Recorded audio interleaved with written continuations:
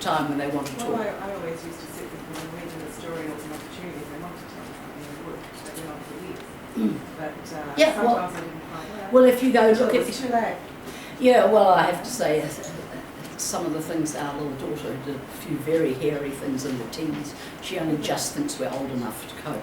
So, so sometimes you get the information You later. don't think it's got to do with the personality of the child at all? Absolutely. Third session. Come to the temperament session. Absolutely. I'll talk about that then. Any other questions around there? What if they ask for your advice? And That is different. Yeah, of course. but then, you don't want to give the wrong advice, and you don't really know what happened, and you might give the advice, and then it's not right for them. So first of all, if they're asking for advice, isn't that what we're all hoping for? Is what do you think I should do? Okay, so that's the first thing. Secondly, we actually do have more experience than just by having lived longer. And thirdly, as I say, there's a trust that they want. But I'm very happy to do that little module there. It's a nice segue for me. I'm just looking at the time. We've got a whole 7 minutes. A nice segue into how do you help kids with advice. So, while I'm being the blackboard monitor, what I can say is after this, what I'll do, because the command is to go down to where the book sales are. So I'm going to go down there, taking the books with me. Come and chat with me further. I'll be hanging around there, and I'd love to tell you, love to answer anything further or talk to you about books. So, how do you give advice? What do you do? Thank you. How do you present a child with options is, I think, what you're asking me for them to choose. Again, I developed this module. My poor little children have been mainly my experimental models. The same child, she got to about 7, and she stormed in one day, and she said, I am never, ever going to do stupid Mrs. Smith's homework ever again. I have changed the name to protect the not so innocent. The teacher actually deserved this, but this is beside the point. I'm never going to do her stupid homework again. Okay, and she was wild and she was angry. And I had just been to a management course, a man called Andrew Smith who did accelerated planning technique.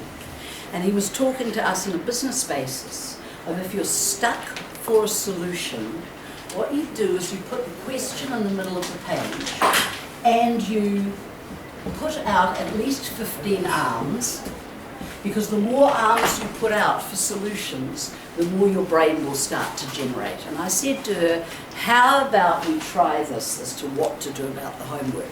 So here was the never do the stupid homework. I said, okay, so by the way, if you do this with your children,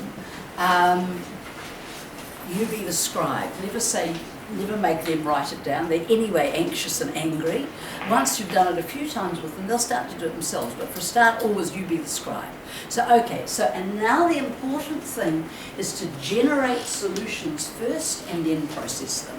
Don't respond to any of that. So I said, okay, so we're going to think of as many ideas as we can of what you could do about Mrs. Smith's stupid homework, and then we'll have a look at them.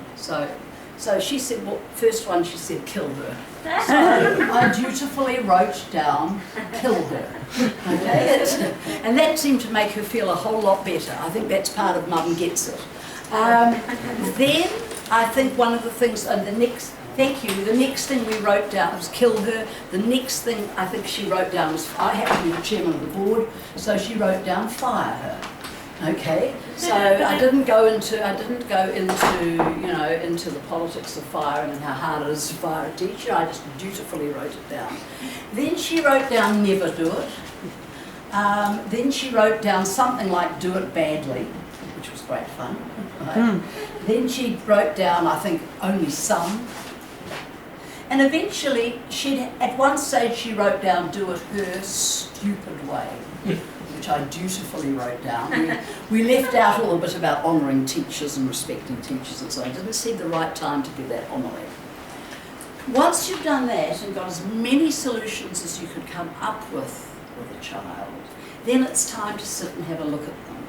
And what you do, it's no use saying to any child or adult for that matter, let's find the best solution. Because often there isn't a best solution. So I've found you're much, much better thinking of let's see if we can find the least worst. For some unknown reason, finding the least worst seems a possibility compared with finding the best one. So I started with we probably better take out the illegal ones. And by now, again, having said it all, she was in a much more reasonable frame of mind. So she did agree that killing her would have a few difficulties for her and the family, whoever did the deed. And I then said, look, I really can't fire her. I might love to, but actually that's not a goer. And it was really interesting. As she worked out her way from the least worst, without any pressure, she worked her way around to the do it her stupid way. At that stage, I thought my work was done, but I now know much better. Because when a child comes up with a solution, we are likely to go, that's wonderful, and moving right along. But the best thing you can do at this stage is to say, which means you're taking them seriously, is say, let's trial it for a fortnight or a week, depending on what you think is right, and then actually set up a meeting date. Set up a date, because that shows you have serious intent that you are going to review, and that again puts you back in the position of empathy, which is how did it go? Do you want to do more or less, or do you want to do something different? So that in answer to your original questions, they're more sophisticated form with older children or young adults or old adults, is how to help them get to a solution by, in fact, what you are doing sophisticatedly is supporting their feelings and opening their brains up to thinking. Thank you. That's it, folks. Please come back tomorrow.